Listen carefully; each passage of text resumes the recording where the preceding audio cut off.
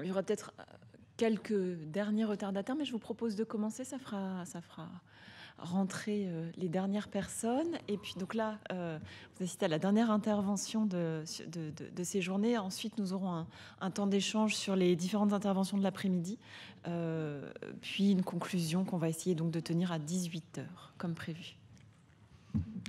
Merci beaucoup.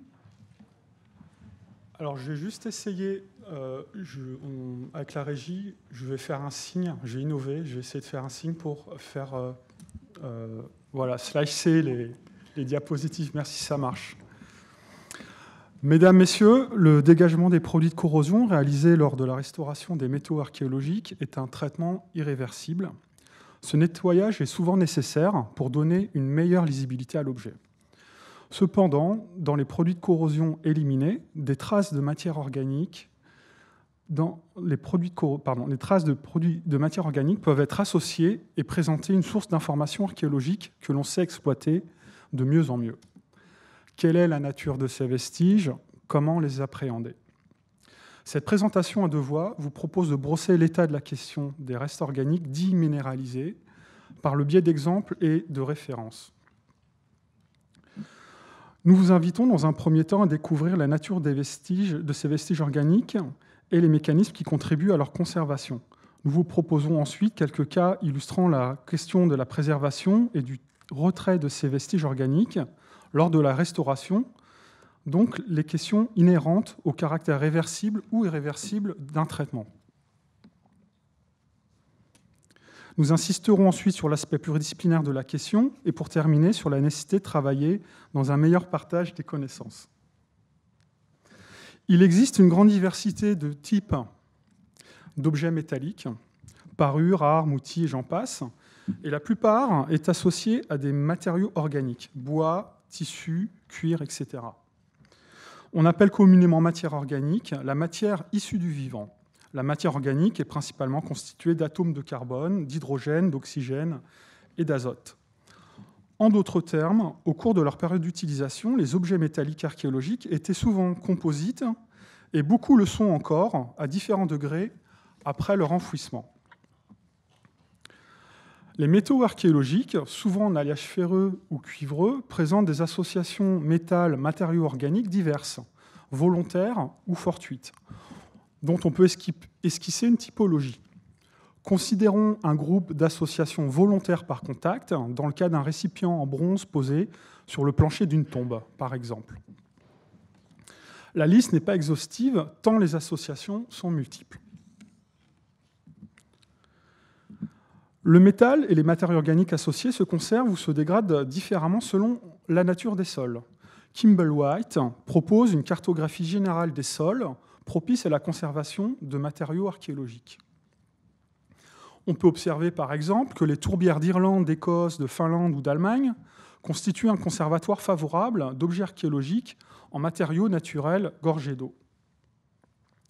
D'une manière très générale, lorsqu'on se place dans l'environnement direct de l'objet, et ainsi que le résume cette publication, la combinaison des facteurs de dégradation, principalement le dioxygène, l'eau, son pH, les ions en solution et l'activité biologique, agissent de façon différente sur le métal ou sur les matériaux organiques qui lui sont associés. Des facteurs de dégradation sont très variables selon les conditions d'enfouissement. Par exemple, un milieu sec et confiné est favorable à la conservation des matériaux organiques et du métal. Dans un milieu terrestre plus classique, en France généralement, le métal se corrode fortement et la matière organique se décompose. Ainsi, je me permets cette comparaison un peu osée entre l'état de conservation du char de Toutankhamon et celui du prince de Lavaux, comme l'attestent ces photographies. Mais contrairement aux apparences, sur les objets métalliques de Lavaux, de nombreux restes organiques sont encore présents. La place des matériaux organiques dans le mobilier de la tombe princière de Lavaux a été présentée en 2018 au colloque Métal et matériaux périssables. Je vous invite à consulter les actes de ce colloque dont la publication est imminente. Nous ferons d'ailleurs référence à deux présentations de ce colloque, les objets du site d'Évan et la problématique de la conservation de l'organique dans les traitements de stabilisation.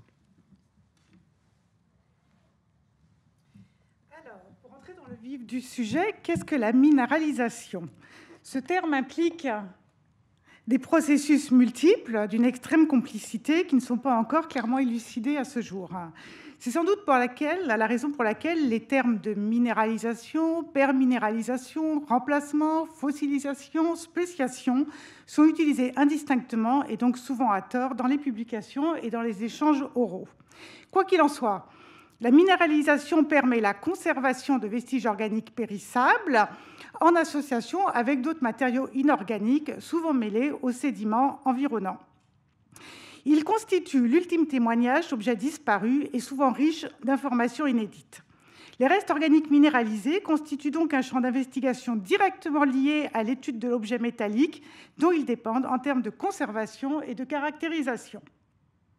Donc, pour en présenter l'essentiel de manière assez concise, il est largement accepté et rapporté que ce processus implique un contact étroit, fortuit ou répondant à une localisation fonctionnelle entre un élément métallique et un matériau organique. Il repose sur une complexation organo-minérale entre ces éléments qui résulte de l'imprégnation et ou du recouvrement de la matière organique par les sels métalliques issus de la dégradation corrosive du métal. Les systèmes hybrides ainsi formés sont les modes de conservation de la matière organique les plus couramment observés à ce jour en contexte d'enfouissement, mais également en contexte muséal. Une approche en conservation-restauration raisonnée joue donc un rôle de première importance. Ce schéma illustre mon propos. Vous retrouvez un objet métallique en bleu en contexte d'enfouissement et en contact direct avec un élément organique en rose. Ce dernier, périssable, qui se dégrade sous l'action conjointe de l'activité bactérienne et de facteurs climatiques, se voit recouvert ou encore imprégné par lésions métalliques libérées par la corrosion du métal. À la surface, les ions métalliques s'assemblent pour composer une gangue de composés solides.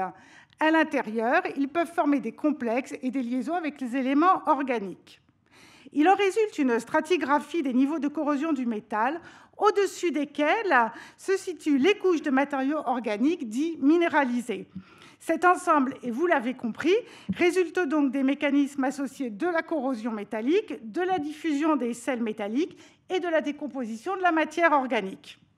Toutefois, il faut savoir que selon la nature du métal, les mécanismes impliqués diffèrent. Ainsi, il semble que les ferreux jouent un rôle protecteur lié au volume important qu'ils développent lors de leur corrosion, alors que les cuivreux, dont la spéciation et l'imprégnation de la matrice organique par les ions Cu2+, est bien connue grâce notamment aux travaux conduits par Loïc Bertrand et collègues, possèdent un rôle biocide. Les procédés de minéralisation multiples génèrent donc de nombreuses questions au cours des traitements de conservation-restauration. En effet, dans le cas de fouilles, la mise à jour d'un objet perturbe grandement le système et l'équilibre chimique précédemment évoqués. Il est donc essentiel, dès la phase de mise à jour de vestiges, de mettre en place des mesures conservatoires. De plus, il est impératif pour le restaurateur d'appréhender la question du choix du dégagement mécanique au niveau de l'interface du système hybride organo-minéral. En effet, si l'on considère le cas d'un couteau après enfouissement, le système précédemment évoqué conduit à deux phénomènes. Le premier correspond à la transformation de la surface d'abandon de la lame. Schématiquement, très schématiquement, le métal se recouvre d'une couche de produits de corrosion externe. En parallèle, sous celle-ci, le métal se transforme en produit de corrosion interne de nature différente. L'interface entre ces deux couches de produits de corrosion est la limite de la surface originelle que le restaurateur repère et dégage pour redonner une lisibilité à la lame. Le second phénomène est la présence localisée de vestiges organiques minéralisés situés sur la surface originelle de l'objet métallique au niveau des produits de corrosion externes. Les vestiges organiques ne sont pas forcément visibles. Le dégagement mécanique de la surface originelle est un acte irréversible au cours duquel la matière organique peut être définitivement perdue. Concrètement, voici un clou en fer de la tombe princière de Lavaux qui est particulièrement intéressant puisqu'il présente deux types de vestiges organiques. Le bois minéralisé dans lequel était fiché le clou, il s'agit de chaînes après identification.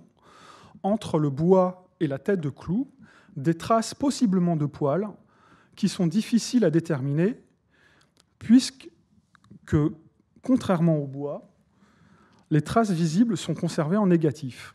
Cela veut dire que ce matériau a été partiellement recouvert de produits de corrosion avant de disparaître en laissant son empreinte. Le restaurateur a bien sûr conservé ses vestiges, seule la limite de la surface originelle de la tête de clou a été dégagée mécaniquement par microsablage à la bille de verre.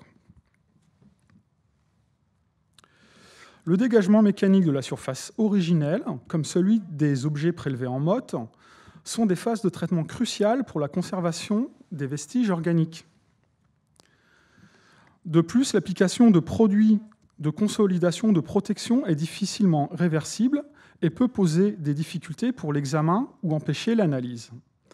Un traitement au caractère irréversible doit être appliqué en toute connaissance de cause pour éviter la perte irrémédiable d'informations.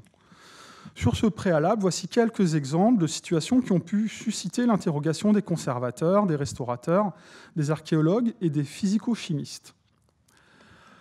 Sur cette diapositive, les vestiges organiques sont parfois très difficiles. On voit que les vestiges organiques sont parfois très difficiles à repérer à cause de leur petite taille, de l'état de dégradation avancé ou de leur localisation dans les zones peu propices à l'observation sous microscope.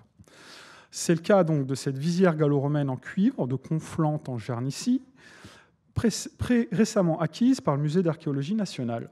Peu de vestiges ont été repérés au revers de la visière. Ces traces ligneuses, très ténues, sont trop mal conservées pour une identification directe.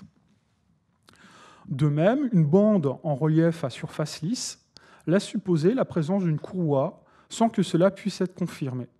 Ces vestiges ont donc été conservés. L'intervention de la restauratrice sur la surface interne de la visière a donc été minimale.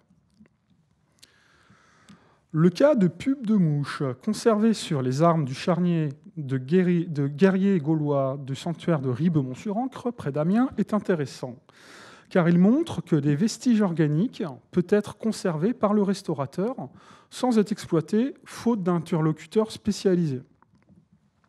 La pupe est à la mouche ce que la chrysalide est au papillon. Moins poétique, lors de la décomposition du corps, des escouades de mouches d'espèces différentes se succèdent systématiquement de façon chronologique.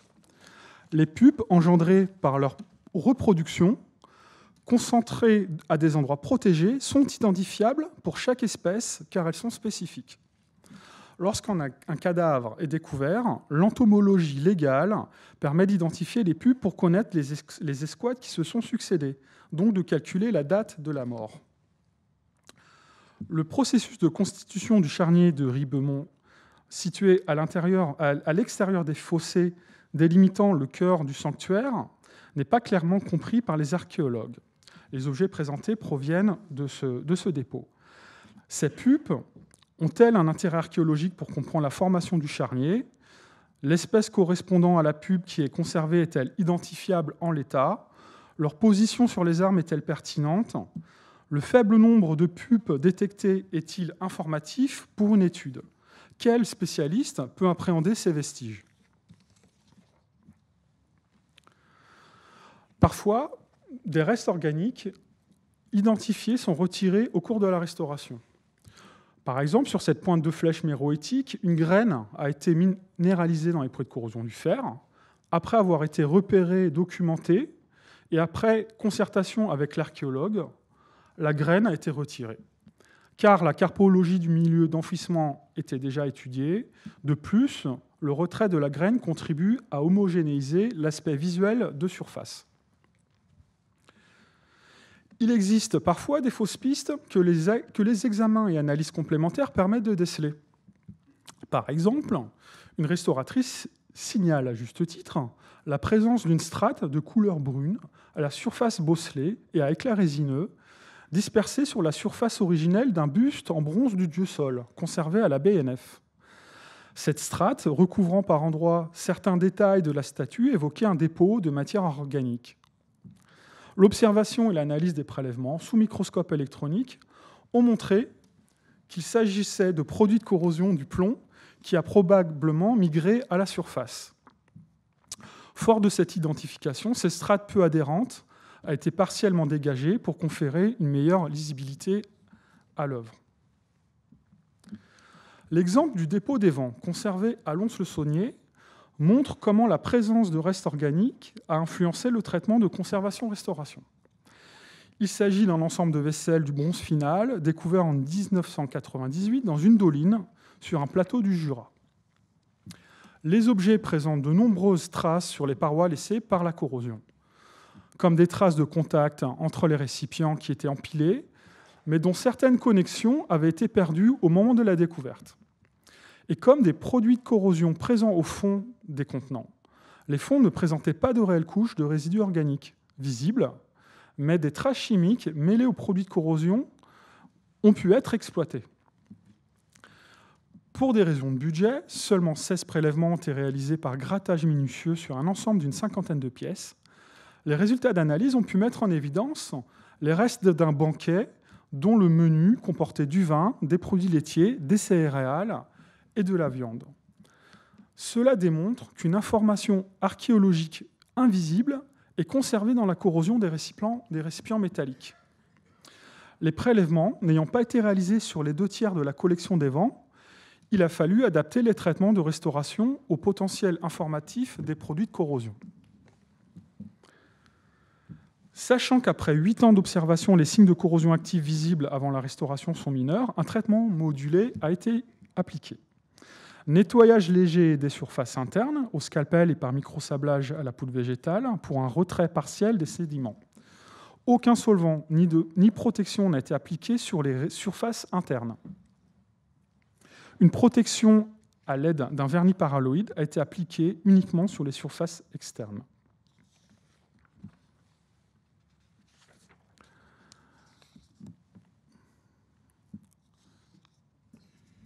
Parlons maintenant du rôle de chacun. Ça a été largement déjà évoqué au cours des présentations précédentes, mais je pense qu'il est toujours bon de le redire, que chacun des acteurs impliqués dans la conservation et la valorisation des objets, notamment archéologiques, en ce qui nous concerne, a un rôle à jouer. Tout au long de la chaîne opératoire, c'est donc une approche collaborative pluri- et interdisciplinaire qui doit être conduite. Tout d'abord, les archéologues qui sont en première ligne d'observation sur le terrain et les responsables de collection qui repèrent, signalent et initient les nécessaires actions de conservation-restauration des vestiges. Les restaurateurs, bien sûr, qui documentent et interviennent sur les objets, et également les physico-chimistes qui viennent en appui avec des données analytiques complémentaires. Je voudrais illustrer ce propos par l'exemple d'une recherche collaborative animée par M. Philippe Marinval et centrée sur l'archéologie des plantes et plus précisément sur la longue histoire des médicinales et des magiques. Une partie de sa recherche se concentre sur des carporestes de 5 plantes médicinales mis à jour dans un vicus romain à forte vocation cultuelle à Châteaubleau. Certains des vestiges organiques retrouvés dans des contenus de céramique et métallique, présents dans des puits, des latrines, des fosses, des mares, ont de toute évidence été conservés par un phénomène de minéralisation. L'épithète Solitumarus, lisible dans le fond de cette patère retrouvée sur site et qui signifie « à la grande vue, qui voit tout », permet d'identifier le mercure de Châteaubleau, à Lughes, dieu omnicompétent des Celtes, doté de capacités visionnaires, divinatoires et de guérison exceptionnelles.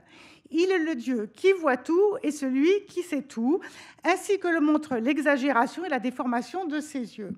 Ce mercure macrophalme, ainsi que ces monnaies à effigie de Constance II trouvées dans le théâtre du site également, et ces ex-voto aux yeux exagérés en amande, démontrent l'usage de ces plantes pour leurs propriétés psychotroques et médiatriques.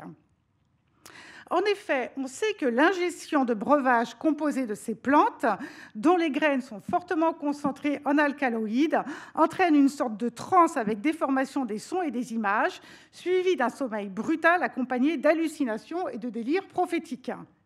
Cette recherche s'est alors attachée à reconstituer, selon une nécessaire archéologie expérimentale, différents breuvages afin de les caractériser en laboratoire, de mettre en évidence des marqueurs chimiques pour mieux ensuite les identifier à partir de prélèvements réalisés dans les fonds des contenus et donc mieux appréhender les breuvages qui auraient pu être consommés.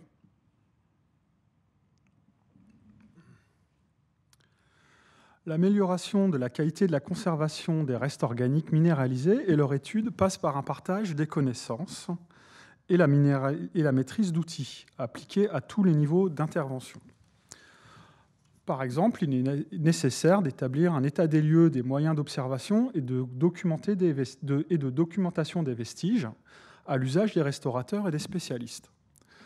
Dans l'atelier, que cherche-t-on à documenter ? Quel grossissement, par exemple, et pourquoi? Quels sont les équipements pouvant répondre à nos besoins? Quid de la microscopie numérique, par exemple? Autre exemple de domaine à exploiter, les actions liées à la manipulation des objets pour les clichés et pour les analyses. Le positionnement est parfois un moment délicat pour l'objet, un état des lieux des moyens mis en œuvre à cette action et les possibilités d'optimisation sont essentielles.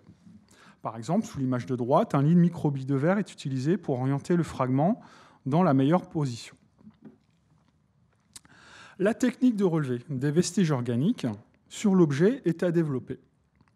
Cartographier les informations présentes sur des géométries compliquées demande un travail parfois délicat.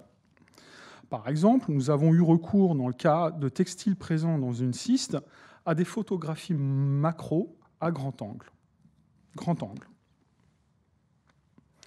De plus, le recours à la cartographie 3D est-elle pertinente par rapport à un relevé 2D?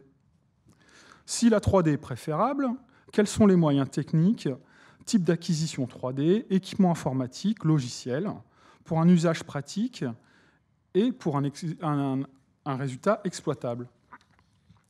Ne faudrait-il pas chercher un compromis entre un système d'information monumental du type Aioli, comme celui mis en place pour Notre-Dame, à gauche, et des logiciels accessibles pour la plupart des praticiens? Autre domaine à faire évoluer, le partage de la typologie des restes organiques, grâce à l'élaboration d'un atlas, par exemple, qui permettrait à l'archéologue, au conservateur ou au restaurateur d'identifier les vestiges pour s'adresser aux bons spécialistes. Complémentaire au laboratoire, il est possible d'implémenter la connaissance développée sur le terrain ou en atelier avec l'accès à des équipements peu ou non portables et des équipes dont les compétences sont dédiées aux sciences du patrimoine, telles qu'au C2RMF. En effet, si certains matériaux minéralisés, vous l'avez bien compris, sont clairement identifiables, d'autres amorphes, altérés, sont invisibles et ne se relèvent donc qu'à l'expertise au laboratoire. Des observations morphologiques plus poussées aux échelles macro et microscopie peuvent guider aisément la phase de prélèvement et définir les stratégies analytiques à développer par la suite.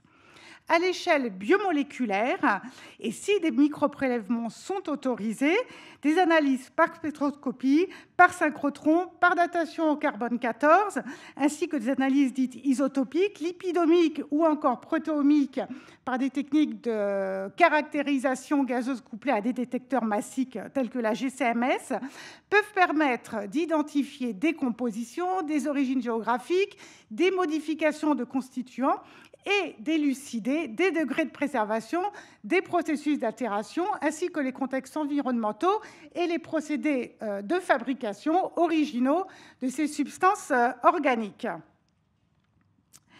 Pour illustrer, et sans bien sûr être exhaustive, je voudrais citer la dynamique de ce groupe local d'experts qui, en collaboration étroite avec les services de l'État et autour de la nécropole mérovingienne de Mexem, je m'excuse si je le prononce mal, ont réfléchi de manière fortement multidisciplinaire au déroulé des études et des analyses associées aux pratiques conservatoires tout au long de la chaîne opératoire. Ils ont également travaillé pour mieux répertorier les contextes et évaluer leur impact sur la conservation de la matière organique.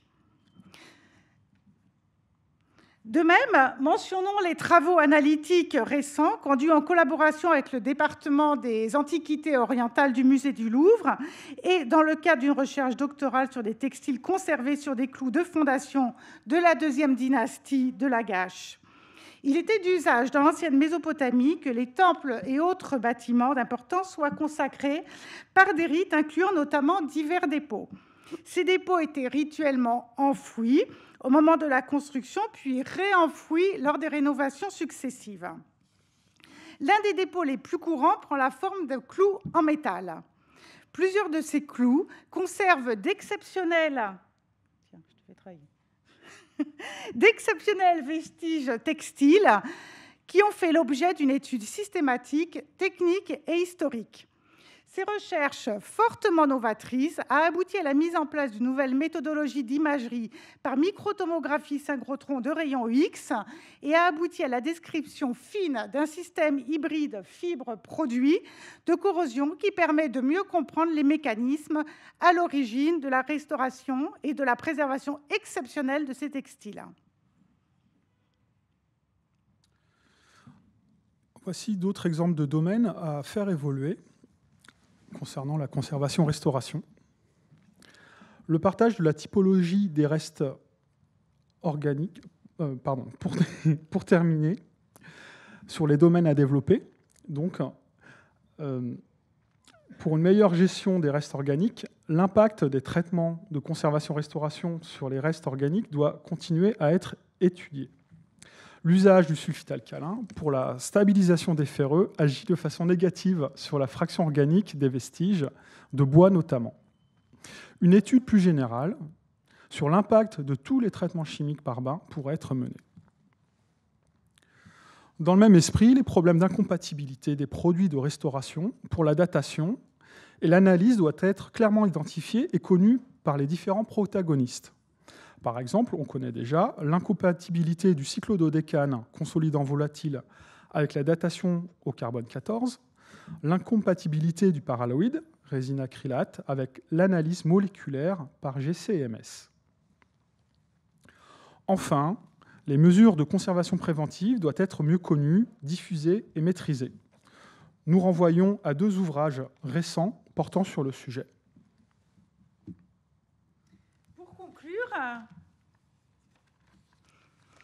La minéralisation génère donc un bénéfice réciproque pour la préservation de la matière organique en présence d'éléments métalliques. Quand bien même ces vestiges organiques sont souvent peu intelligibles, ils possèdent, et je pense que nous l'avons assez largement démontré, un potentiel informatif fort et tout à fait inédit. Il est donc essentiel d'intervenir sur les métaux présentant des restes organiques minéralisés en toute connaissance de cause pour éviter de commettre l'irrémédiable et de perdre de l'information de manière irréversible. Il convient donc de progresser sur les méthodes de prélèvement et les traitements conservatoires, de systématiser l'expertise des archéomatériaux, de mettre en place une matériothèque organique et ainsi que l'a mentionné Manuel, d'un atlas en imagerie des types de matériaux minéralisés. Nous espérons donc vous avoir convaincu de la nécessité de considérer ces vestiges pour les conserver pour des études ponctuelles et ultérieures. Et bien sûr, nous souhaitons remercier les organisateurs, les contributeurs de cette présentation, vous tous qui êtes courageusement restés. Et c'est donc terminé.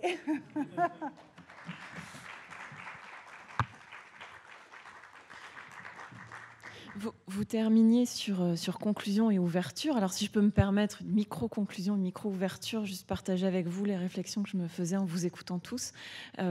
Ces journées sont très riches et montrent évidemment à la fois justement la richesse de notre matière à tous, la complexité aussi parfois des choix, leur subjectivité d'une certaine manière aussi, on l'a évoqué à plusieurs reprises.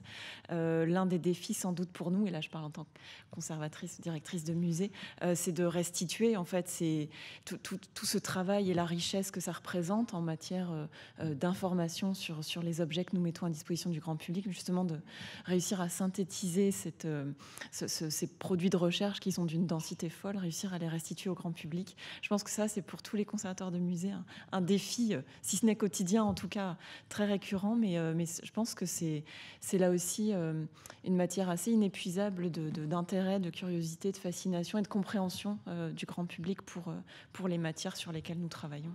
Voilà, je trouve que tout ce qui a été dit aujourd'hui et hier est en cela extrêmement intéressant et pas forcément si facile que ça à restituer. C'est un gros travail qui peut nous attendre tous autant que nous sommes